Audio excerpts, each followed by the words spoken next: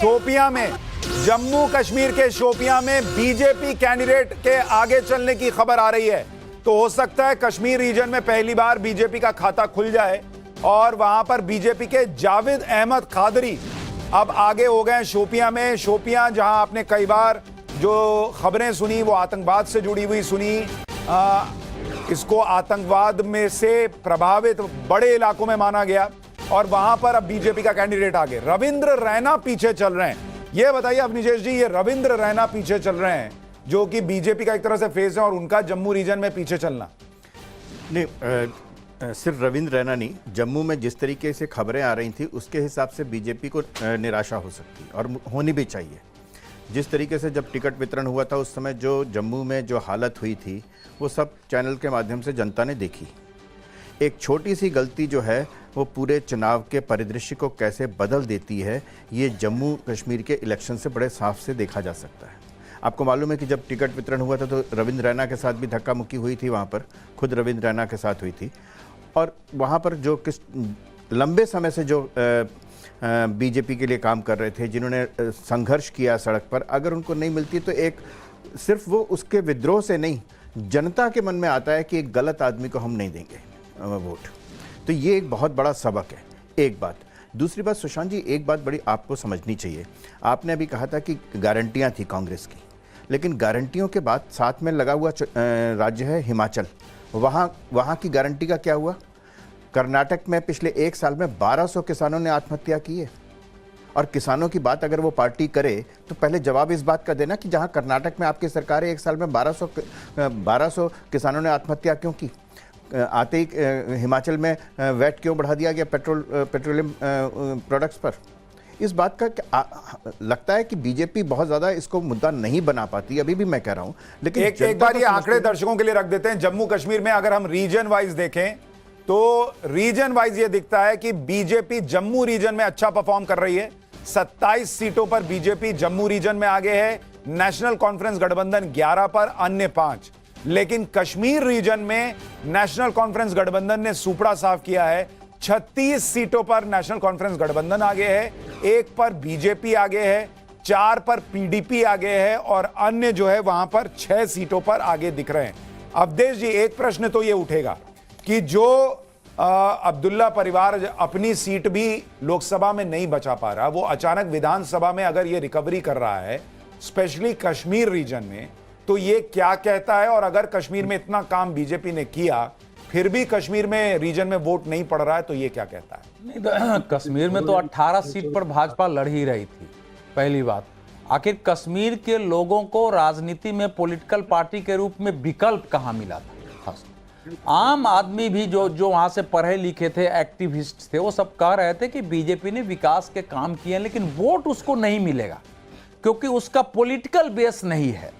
दूसरा जो एक वैक्यूम था कि भारतीय जनता पार्टी को राजनीतिक के स्तर पर नहीं, इसमें मेरा एक प्रश्न, पॉलिटिकल बेस से ही अगर वोट मिलता तो फिर आम आदमी पार्टी दिल्ली में सरकार नहीं बनाती, पंजाब में सरकार नहीं बनाती, उनका भी कोई पॉलिटिकल बेस नहीं था। उन्होंने दिल्ली में भाई उन्होंने जो किया उसको डिलीवर करके दिखाया, उनको सरकार 2 बार बनी है, 3 बार बनी है। आप पंजाब में देखिए उन्होंने सरकार बना ली।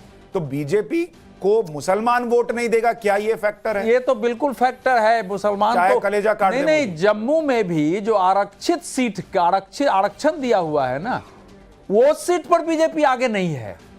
वहां भी मुस्लिम बहुल है, वो सीट पर आगे नहीं है जम्मू रीजन में। ये तो एक फैक्ट है, ये है।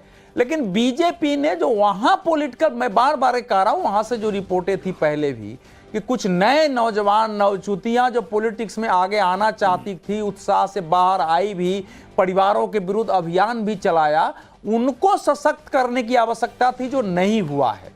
और नहीं होने के ये परिणाम आए हो तो स्पष्ट हो गया था। वहां से रिपोर्ट आ रही थी कि नेशनल कॉन्फ्रेंस का वोट इंटैक्ट है, तो कि मुसलमान one sided anti BJP vote कर रहे हैं।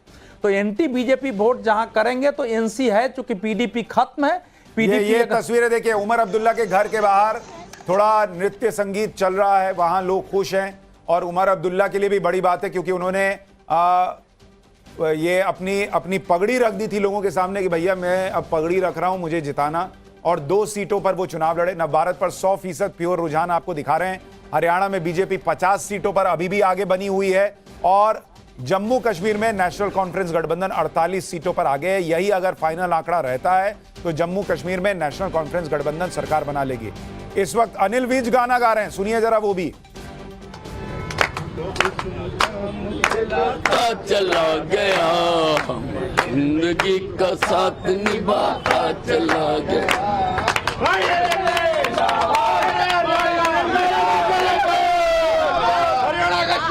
प्रसाद बांट रहे हैं, क्या वजह है? भाई अब वो तो जिंदगी का साथ निभा रहे हैं और इस बात पर खुश हैं कि वोटर ने साथ दे दिया है, तो अभी गाना गा रहे हैं। हरियाणा के देखिए ये दो चुनाव के कुछ अजीब ट्रेंड है। हरियाणा में नायब सिंह सैनी 3,500 से ज्यादा वोटों से पीछे हो गए। हाँ, इसलिए भी तो अनिल विज खुश है अब क्या? वो जो है इसलिए वो एक महत्वपूर्ण रिजल्ट वहां का है। लेकिन अच्छा अमित ये बताइए। हाँ अमित, आप जो कह रहे पहले अपनी बात कह लीजिए फिर। नहीं सुजात, मैं ये बोल रहा था कि दो चीजें, एक तो जो जम्मू कश्मीर की बात हो रही थी, जब मैं क्योंकि मैं घाटी इलाके में घूमा था और ठीक ठाक घूमा हूँ, 2 दिन लगातार मैं घूमा हूँ, वहां पर मैं बार बार कह रहा हूँ कि पूरा जो मुस्लिम वोट बैंक है वो पूरी तरह से शिफ्ट हो गया था, क्योंकि बीजेपी को लाना नहीं था।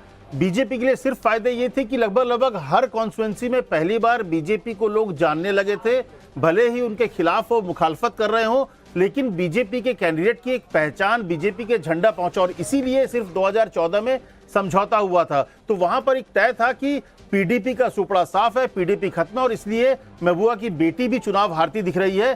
तो उसी का फायदा है कि सबसे बड़ी पार्टी बननी थी, और देखिए 36 से ज्यादा सीटें लेकर एनसी जीत रही है। अगर आप हरियाणा की बात करिए तो एक ही चीज मुझे लगता है कि हरियाणा में जो 3 चीजें बार बार जिसके नाम पर कांग्रेस चुनाव लड़ रही थी, जो किसान की बात कर रहे थे, जवान की बात कर रहे थे और पहलवान की बात कर रहे थे, और अगर नतीजा ये रहा, देखिए नाराजगी थी खट्टर से, और ये खट्टर की नाराजगी थी तभी बीजेपी ने उनको बदलाव किया। अगर खट्टर को लेकर नाराजगी नहीं होती आम आदमी में तो मुख्यमंत्री बदलने की जरूरत नहीं पड़ती।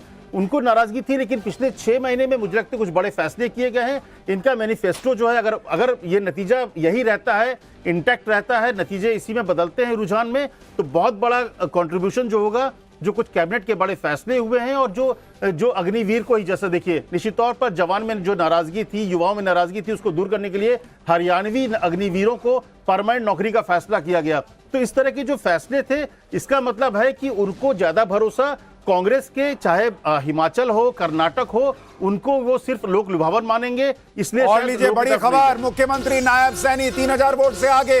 इस वक्त की बड़ी खबर आपको बता दें, अवधेश जी अभी थोड़ी देर पहले जानकारी दे रहे थे कि मुख्यमंत्री पीछे चल रहे हैं, लेकिन अब खबर यह आ गई है कि मुख्यमंत्री आगे हो गए। पलवल से गौरव गौतम 13000 वोट से आगे, यानी आप देखिए मार्जिन बढ़ता जा रहा है। अब सीएम नायब सिंह सैनी 3000 वोट से आगे, तोशाम से श्रुति चौधरी 3700 वोट से आगे, पलवल से गौरव गौतम 13000 वोट से आगे चल रहे हैं। यानी ये तस्वीर अब धीरे धीरे कंसोलिडेट होने लगी है।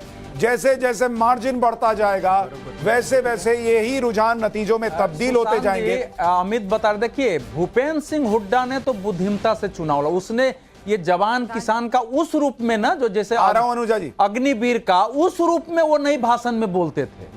हाँ, वो अलग अलग एरियाज में, मान लीजिए अंबाला में जाएं तो थोड़ा भाषण दे दें, एक जगह दे दें, लेकिन उनके भाषण के वीडियो देखेंगे ना